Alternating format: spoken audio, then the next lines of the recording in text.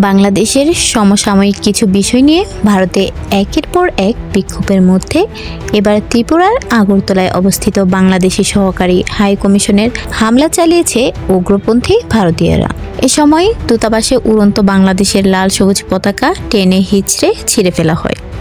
এ ঘটনায় দুঃখ প্রকাশ করেছে ভারতের পররাষ্ট্র মন্ত্রণালয়। সোমবার এক বিবৃতিতে ভারতের পররাষ্ট্র মন্ত্রণালয় জানিয়েছে, আগরতলা বাংলাদেশের সহকারী হাইকমিশনের হামলা ঘটনাটি খুবই দুঃখজনক। কোনো অবস্থাতেই কূটনৈতিক এবং কনসুলার সম্পত্তির লক্ষ্যবস্তু করা উচিত নয়। বিবৃতিতে আরও বলা হয়, এমন অবস্থায় নয়াদিল্লিতে বাংলাদেশ হাই কমিশন এবং ভারতে অবস্থিত বাংলাদেশ সহকারী হাই কমিশনের নিরাপত্তা ব্যবস্থা জোরদার করার জন্য সরকার ব্যবস্থা নিচ্ছে। এর আগে বাংলাদেশের ধর্মীয় সংখ্যালঘু হিন্দুদের উপর নির্যাতন ও চিন্ময় কৃষ্ণ দাসকে গ্রেফতারের প্রতিবাদে এদিন দুপুর বিক্ষোভ সমাবেশের ডাক দেয় হিন্দু সংগ্রাম স্মৃতি সংস্থা নামে ভারতের ডারপন্থী একটি সংগঠন। আগরতলায় সার্কিট হাউসে অবস্থিত গান্ধী মূর্তির সামনে এই বিক্ষোভ সমাবেশ হয়।